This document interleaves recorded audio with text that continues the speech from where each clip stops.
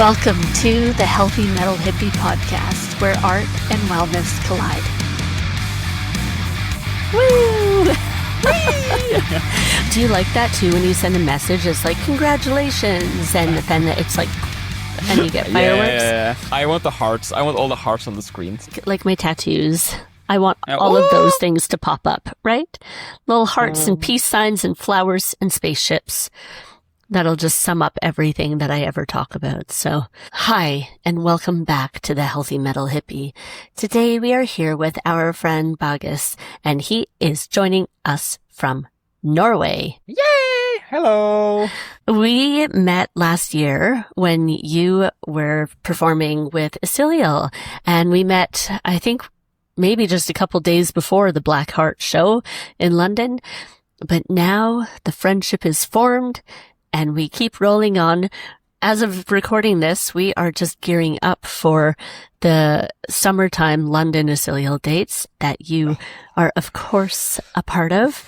Yeah. And I'm just excited to catch up with you because as we were kind of talking a little bit before we hit record, you are just a very interesting and high energy, lovely spirited person. And and it's nice because that energy and that just pure positivity and love of everything, it's important that it shines out and you make it happen all the time. Oh, thank you so much. That's so sweet to open with that. Thank you. That's very kind. Oh, yeah, no, I'm excited. I'm so excited for London playing more with Isiliel and stuff. And it's going to be great. It is, absolutely. So you are the drummer in the Lilin, and wait, do you play other instruments too? Yeah, so drums is like historically my main instrument. Is what I've been playing the most, since, I don't remember, maybe since I was like 7 years old.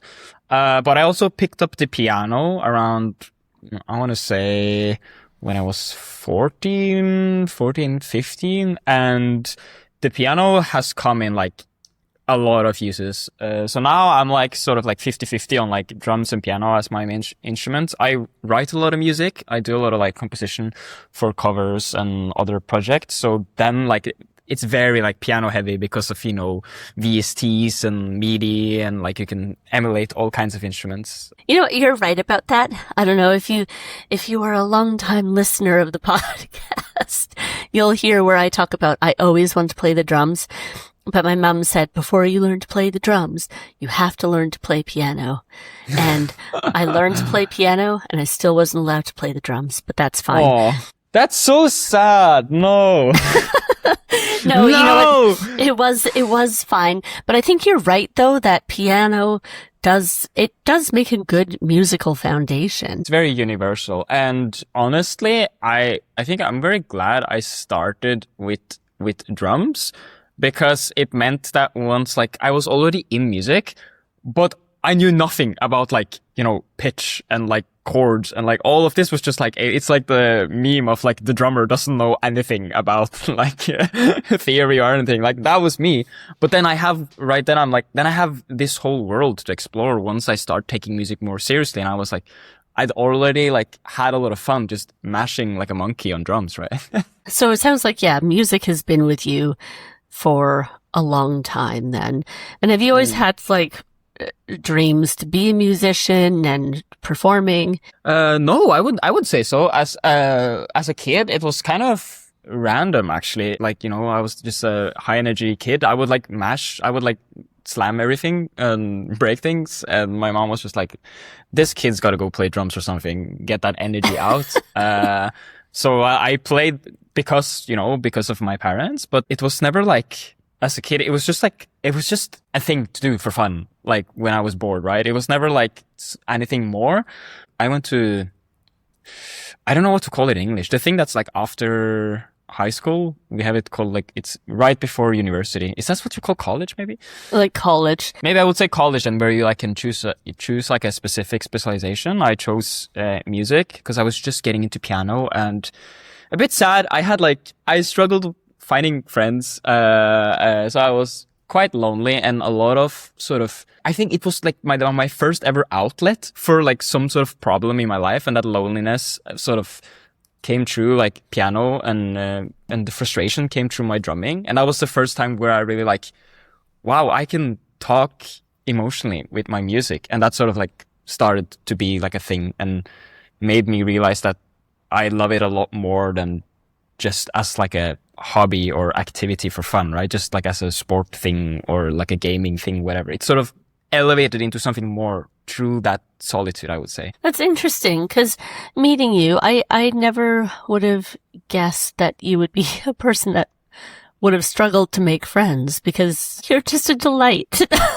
So I guess I just felt sort of out of place. I mean, this is also like, you know, post like high school, college. It's like when you're different and when you're in a place where being different is, I think in Norway, we have this thing called janteloven, which is like, you're not supposed to stand out. You should blend in. You should be like everyone else. That's like very prominent. And I think a lot of other cultures also have like a similar thing.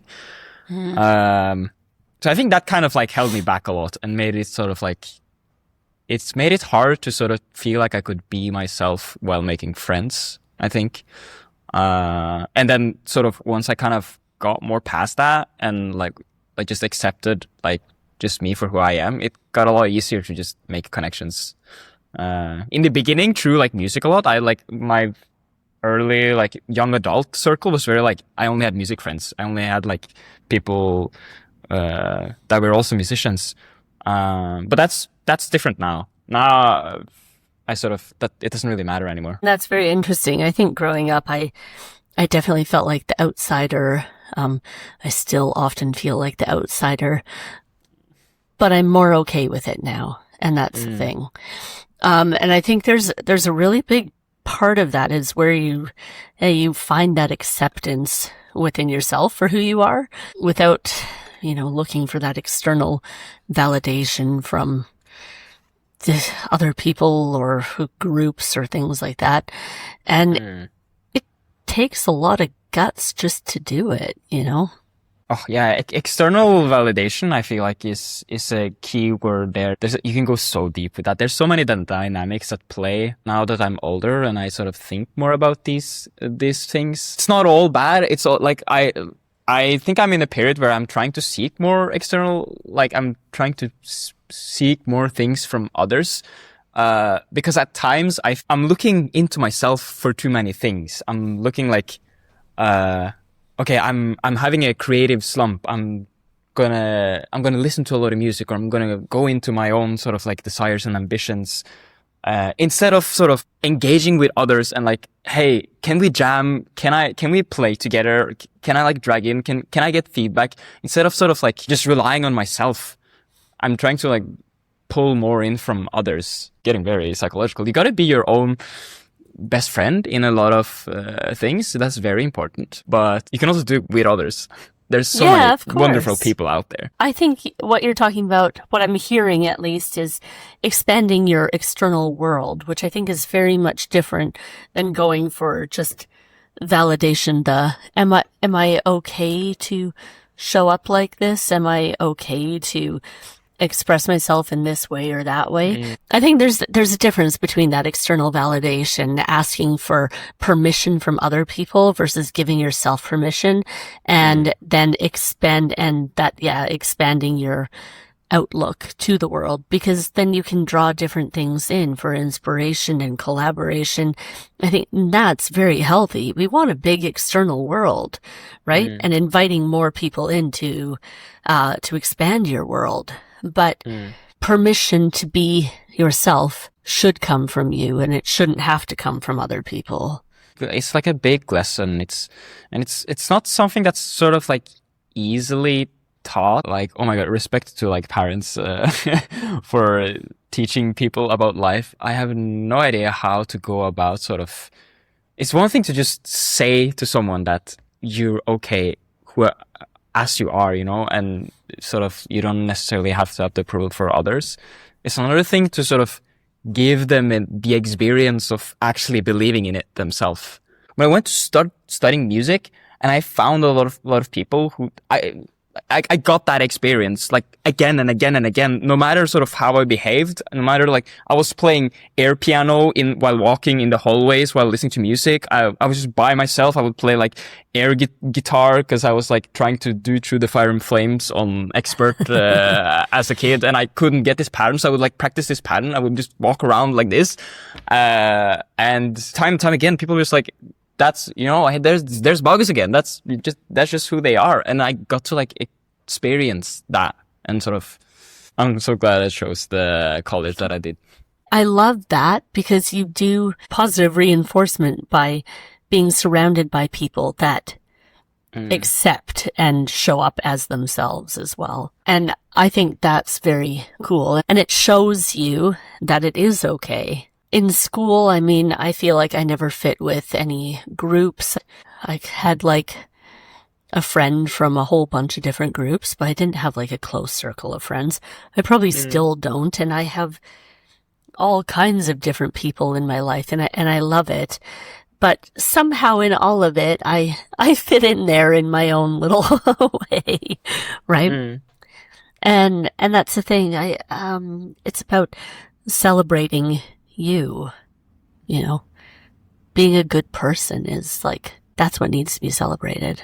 Like I talked about the janteloven, the jante rules before, and that sort of, I guess there's a reason why we have it probably, but one like big downside is when you're sort of like muting yourself and you're trying to constantly be considerate to like others, it's just so hard to like celebrate yourself. Do you think it's changed over the years? In Norway, is it getting easier to just be yourself, or you probably see more kind of alternative people now than maybe you even did 10 years ago? It's definitely changing. I don't need to have like social studies degree to know that. I can only talk about my perspective, right, on how it's changed. And I kind of moved after my like young years were done. I started studying at the university. I moved to the capital, or I moved back. I grew up when I was very young in the capital, and then I moved out, and then I came back again to the capital. And there's just a lot more, you know, we like a lot of places we have, you know, the centralization. It's like the big city. It's like where you find all like the different more people. But one thing maybe is like style wise, like I started after my second Japan trip, started sort of being more intentional with my visual style and the clothes I wear. That is something that is still, people dress pretty boring in Norway.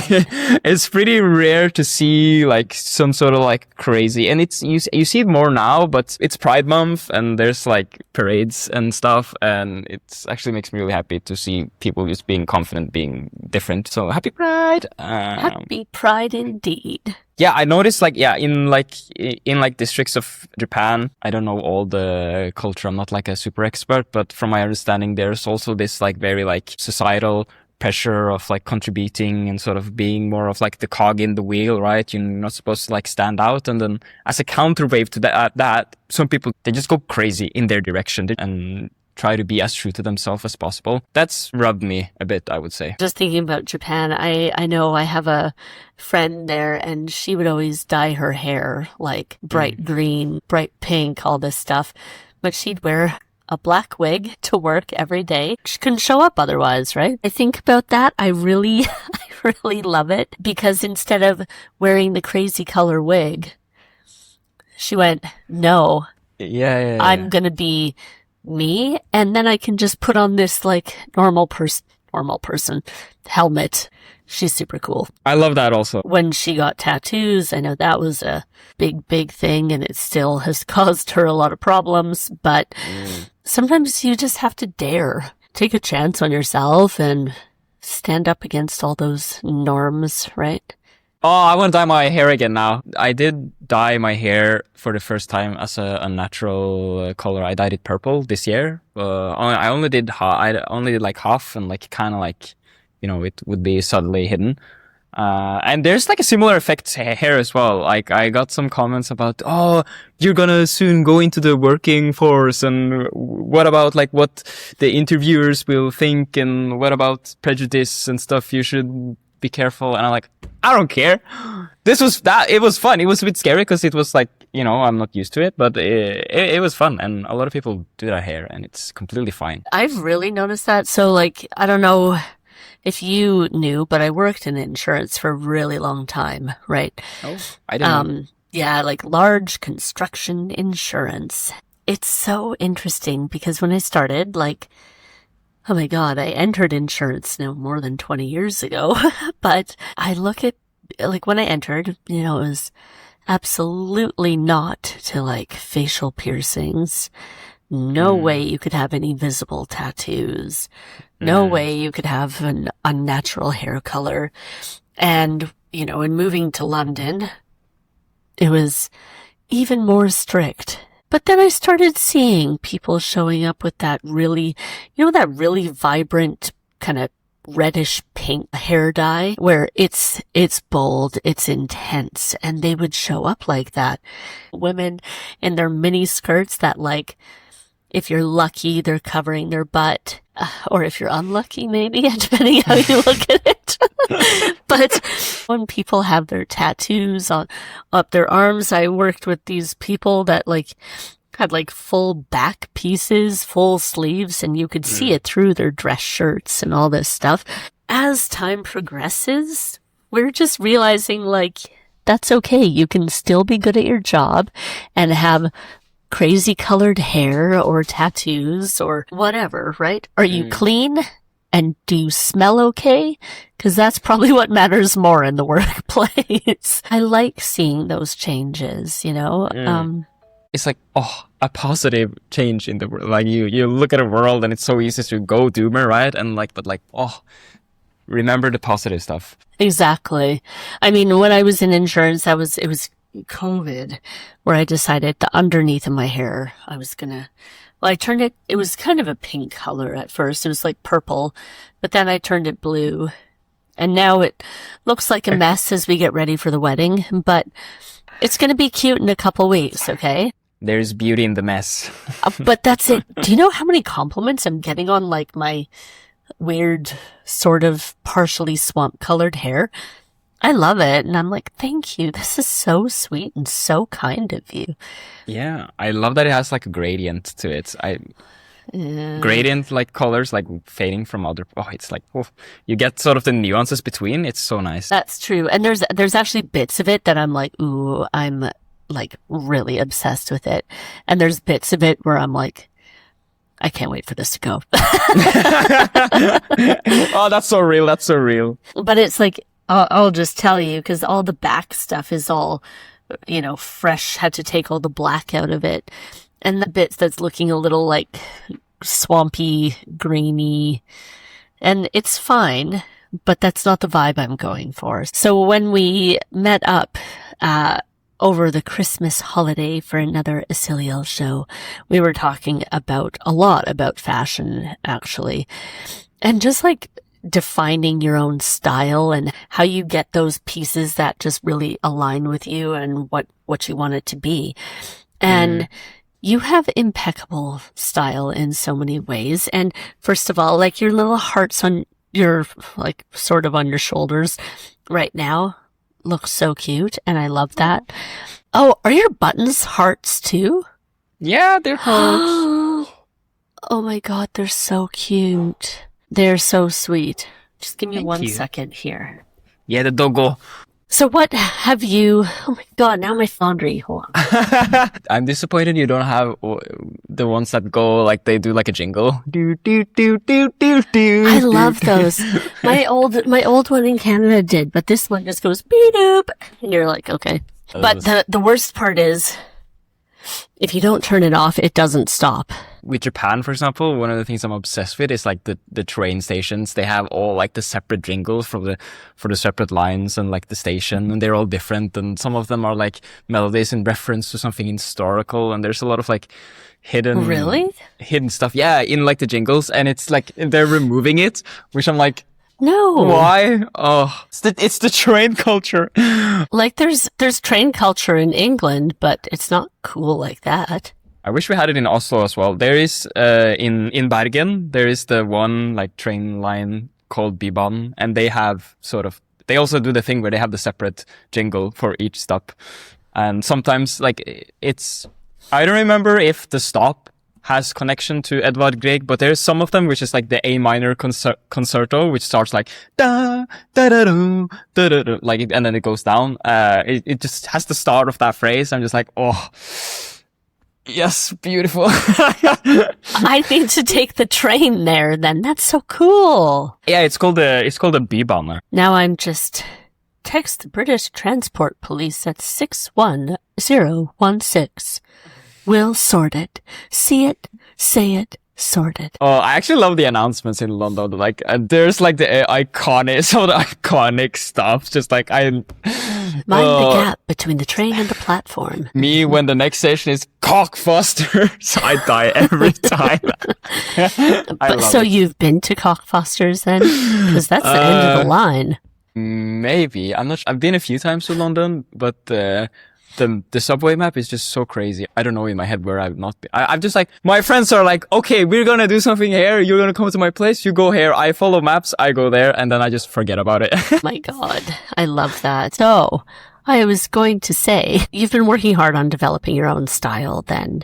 And then what kind of things have you brought into it? You know, what kind of elements have you wanted to bring to it? And how did you decide how you want to present to the world? I don't think I've been very intentional with it. I've just taken inspirations from others in various. I started attaching a lot of things to my pants, like with chains and stuff, and later on a lot of like cloths, and then like I had a period where I saw someone, they used like they did the tie thing as a tie as a belt, so I started using not tie as a belt, but I used it as like, I don't know what to call it, like just like layering, like having it just free hanging and then stacking more and more ties. And I guess that kind of ties into, I don't do it as much anymore, but I still love, like, for example, what I'm wearing now.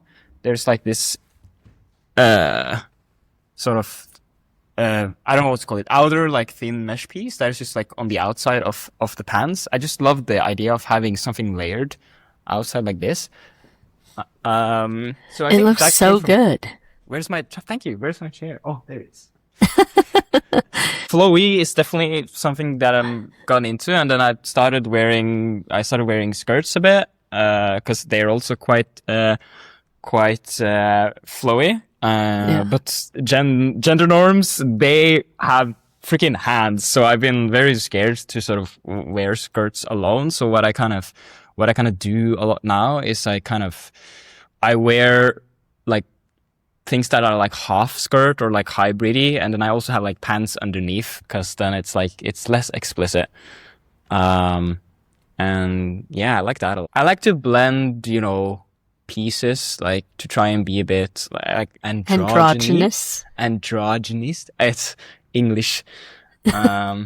Gender is just so much more than, biology. By all means, I think most people understand that it's a lot more than that. And I really like that kind of approach to it, to sort of just visual representation, that it's a lot more than your gender and sort of your background. I've never sort of been that into like, my clothes. I've always just like wear whatever's practical growing up. So it's all kind of like new for me. When somebody asks me like, okay, what's your style? Like, I have no idea. I don't know sort of the names of like, in the same way I could talk about music and genres. I can't do that with fashion and visual representation. I'm still sort of like discovering things, and it's fun. Yeah, absolutely. But I think that is the joy of it though, right? Because you get to experiment different things and try and find what fits for you. Mm. And like, I love this like skirt flowing with just, obviously you like movement, and it makes sense that you would want your clothes to like flow and move with you in the same I haven't ways. thought about, I haven't made that, but I 100% agree. That's 100% a thing I like. I love like running around and jumping, and I think seeing that kind of movement in the clothes, yeah, it's definitely something I like. But I haven't made that top before.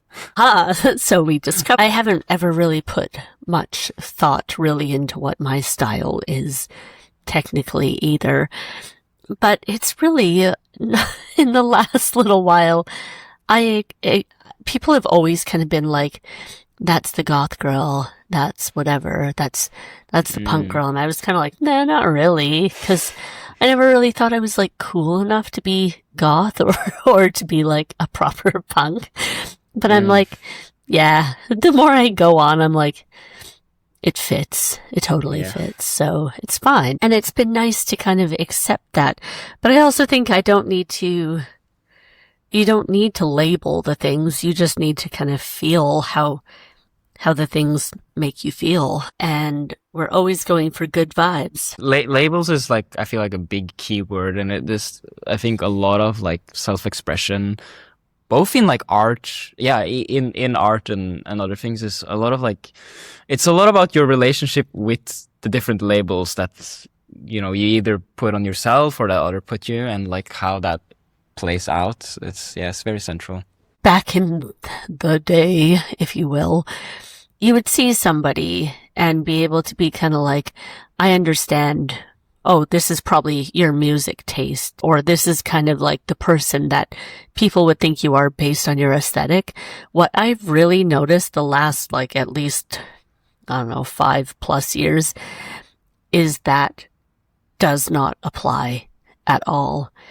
So you might have these people that look so alt and you're like, oh my God, like a badass goth queen, for example. But then she's like, loves all the bubblegum pop, which you would have expected before. And I just enjoy this like deconstructing labels, letting them dissolve away and just be a person. And it doesn't need to be labeled. Maybe I'm an outlier on that, but I've definitely felt sort of the pull that like, oh, someone's into this thing because of, some sort of, I make a first impression and they're wearing like lots of patches on like a black jacket and like, oh, so that must mean that they listen to metal. But that's always felt off to me. I've understood conceptually, like, of course, you can represent yourself visually through sort of who you are. The way you sort of look and present yourself is just like, it's just one aspect of you, and there's just such an incredible complexity there that it's sort of, we like to bucket, right? We like to like put boxes, put things in order. I guess that's always just felt a bit weird to me. People like to put, labels on it, put compartmentalize people, right? Because it helps us just organize it in our mind. I think too, I probably notice it a lot just because I have always kind of been heavily scrutinized about my look. And I think a part of it is I don't look like how I see myself. I don't look extreme, if you will, but I also don't look quite like normal, if you will, right? And so I think I found that people try to put you in a box, but then they don't know which box you fit in. And then it's confusing for them and like their heads explode or something. Or they want to like pick you up and put you in that box and you're like, I don't go there. I don't go anywhere. I just noticed like less scrutiny about it, less of that boxing up, more of that express visually whatever feels good to you, even if it doesn't say traditionally match all of the things that you're into, right? And I think about too where, people are, if you're wearing a band shirt and it's all this like, yeah, can you name 3 songs? It's like, shut the fuck up, go away. It's all that kind of stuff, right? And it's just like, ew, give me a break. I love that we sort of better understand sort of the harmful behavior when in boxing and sort of just letting people be sort of in between, like a buffet. You're picking all the sort of parts of all of these different types of lifestyles and sort of becoming beautiful bouquet flower. I think that's a really good point though. You can pick all of your favorite flowers to make a beautiful bouquet of who you are. You don't just have to be roses, and you don't just have to be daisies or nightshades or whatever it is. You can be a whole mix of things because that's what people are. And that's how we have a healthy ecosystem. I also just personally, I want to see more of your jacket because it just looks so cool. And I kind of want it. It's just like, it's very black. It has little like lacy part on the edge. It's so and pretty. It has the small flares. It's so nice. I guess I don't know that much about like Jirai and stuff, but I guess it's like a little bit Jirai. I just found it. There's this app called Ties, which is just like used clothes. People just sell their used clothes. I try not to buy new stuff for environmental reasons. I really like it. I want more pieces like this. I like that you were touching on like that, all the androgynous stuff before. My friend Stone, he was on the show a while ago, but I loved it because he just talked about how he rates his girlfriend's closet all the time and they just swap clothes. And I love it. But this is the thing though, because I think it's always been super valued, right? And like I was talking about with him and now I'm talking about with you, it's like, okay, David Bowie, all the like hot rock stars of the 70s and stuff were very androgynous. And it's just, and yeah, I think all this gender bending, why shouldn't we be doing it? It's always been done and we should keep doing it. Oh, gender bending is so fun. I've never been sort of good enough yet to sort of do it, but I do sometimes like practice with, I'm trying to learn makeup, but it's like, there's just so much and it's, so hard. But, to sort of like, change, the shape, and sculpture and like highlight different parts to sort of like play around with that. I want to get better at that. It's such a skill. I have so much respect. I understand that like culturally, like that makeup started as, it comes from like a very like capitalistic thing, like very like marketing and. Current makeup does, but makeup's been around for thousands and thousands and thousands of years. So yeah, super capital right now, but it's not like it's a new thing about wanting to be beautiful and paint your face and express power and status and all sorts of things. I love makeup. It's a beautiful world that I have not gone deep into yet.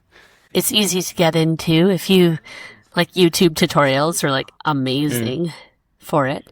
Would you feel comfortable going out wearing makeup? Or is that something that you feel like it would still be frowned upon? No, it wouldn't be frowned upon. I would be fine. It's just more for me, sort of this, if someone else can do the makeup on me, right? Then I'm like, lovely. I love that. I haven't built up the skill set to sort of do what I want with makeup on myself. I would say it's like a mental block. So, or like it's not a mental block, but yeah, something sort of that it's problematic.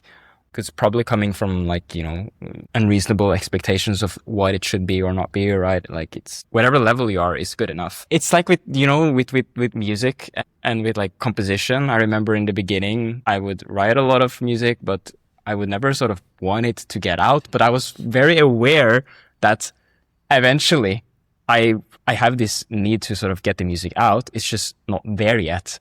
And a lot of musicians sort of get stuck never sort of putting anything out because you're always like, raising that bar of like where you want to be musically, right? But yeah, most people eventually cross that bar. Yeah, and I'm sure you will too. I think there's a good balance between in anything, knowing when you feel comfortable enough with your skill at it to let it out to the world, or when you're just being like kind of a psycho perfectionist.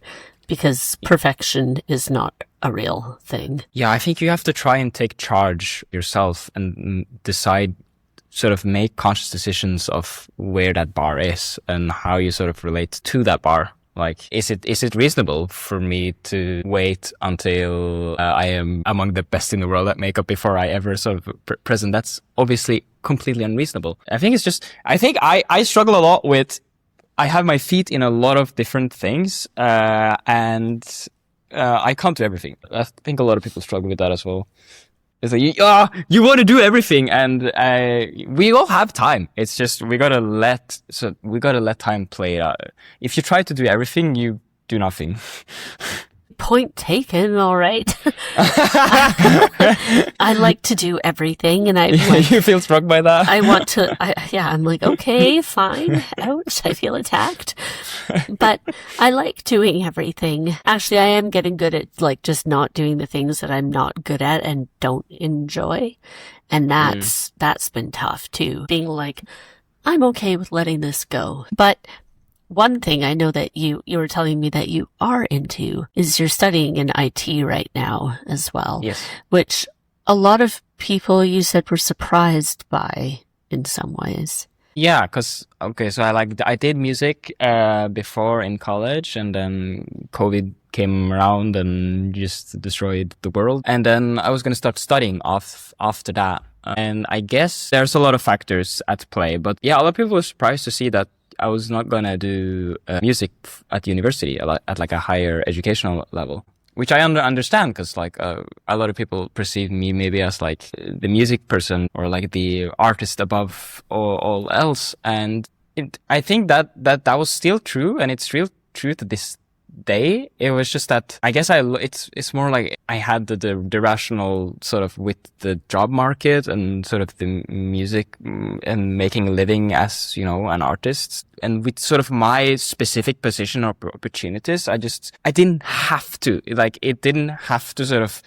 be like my main bread income, because I knew sort of like it's art and music is just such like ingrained in me that it's going to be there regardless. I've never had the fear of sort of losing it. I have had the fear of sort of destroying it. Maybe it sounds like the same thing, but like losing it would be like, okay, this is now a thing of the past. It's like I'm pivoting to something else or doing something else. Destroying it is more like I am trying to make this thing work. I need to make enough money. I have to say yes to sort of every sort of opportunity I have because but I don't actually want to I actually want to take things in a different direction. But for the commercial success, I have to sort of really push on like that sort of wouldn't necessarily destroy, but like that kind of dynamics I've always been scared of because it's very, the music and the art is very sacred to me. I also like technology. I mean, I've always been like a nerd on the computer. I've always like played games and programming, which is what I've started studying, is in a lot of ways very also creative. There's a lot of problem solving, and there's in my master's now, I'm actually doing sound effects through algorithms. So I'm sort of writing in a language called Max or Pure Data, which are like programming languages specialized for audio. Okay. So like there's like loads of overlap in the domains, and sort of maybe I guess the future that I have this like future for myself that I'm envisioning where I'm in this industry. I have this skill set of programming that I can use to be very versatile, to kind of like protect my creative endeavors and let me sort of just chase whatever music I want to be, commercial or not. I really love that. Again, it's showing that we can have all these different sides to ourselves that may outwardly seem conflicting, but are actually more and more aligned to the true us. Yeah, so you can be all these different things, and it just makes up you. And I think that's really exciting. With podcasting, with coaching, with like booking, and I don't know, all the other stuff I am doing with artists and things like that. For me, it's like I get to do all the things I love, and I get to cheer about all the people that I love, and I get to build community and help people, and I get to do it like with music too. Happy days. And I love that.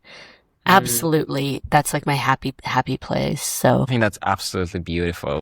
Being able to sort of contribute to some sort of sense of community. When I perform and I get to see others perform, and we get to talk about our performances and like, you know, interacting sort of with each other's art, it's one of the most sort of like purpose feeling things ever. It's like, oh, I love it. yeah, because it brings people together, and I think it helps you feel heard. You can feel lonely And then you just kind of like collect all the like-minded people together, and then everybody's happy. Exactly. Get over here. Get over here. See, you get it. And then they all come in, and then everybody's like, wow, this is amazing. And you feel like you gained a family, and you feel like you gained like just all these people that just care about you, and you're all supporting the same thing. Like, how cool is that? There's like nothing better. People building towards the same goal. So in addition to like being all metal drummer in all different ways, you also are part of the marching band, right? And I really love watching all the videos that you post of all your performances, because I just find them so interesting to watch, because I think I like the perspectives that you give and how it just looks so cool. Marching band is maybe like, that's where I sort of come from, like musically. I guess it's, it was my introduction to drums. There's a big marching band scene in Norway amongst like for the children, and especially if you look at like if you see the Constitutional Day, there's the parades, and there's just hundreds of marching bands in the entire country from all the schools. Absolute magic. I love that about Norway. It's one of my favorite things. When I was gonna do the metal drumming that is done in Isiliel, it's so technical. It's quite virtuosic, and you're in the center. And for me, very like daunting and really like scary. Because you really gotta practice a lot, and you really gotta like stand on your own feet. Whilst in marching band, where I come from, it's more like you're sort of blending in. Your role is you're just a small role in like the arrangement, and you're not as like solistic, you're not as visible.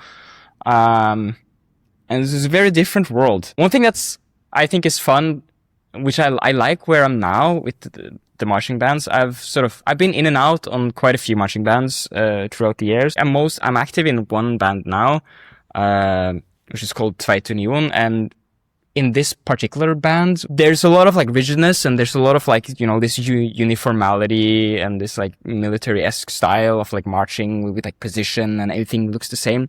But we've also like started like breaking out from that and doing like the bands that typically do like the showy stuff where, like you're swinging your body, you're like dancing and stuff. And I've also been sort of given a lot of space to sort of break out of this structure, and then just like go ballistic, just go crazy, and then just do max energy, max showing, just jump around, play a lot of stuff, and then to go back into sort of into the structure, play less again, play more with everyone else. I really enjoy that dynamic. It's sort of accepting how you can be.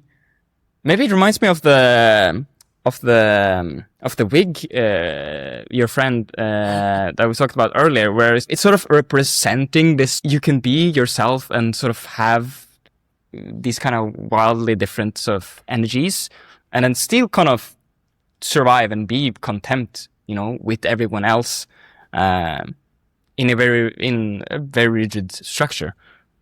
They can sort of like coexist.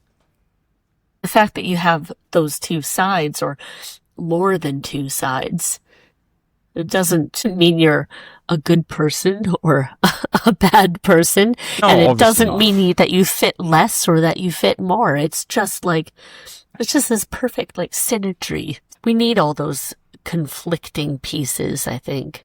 And for me, just the fact that I sort of see this dynamic in this marching band, I see that there, like for me personally, there is a story of like rigid structure and then individuality that sort of gives me a lot. I have to choose away a lot of creative projects in the process of sort of protecting how much time I'm able to put into things. Looking for these kind of dynamics is very important to me.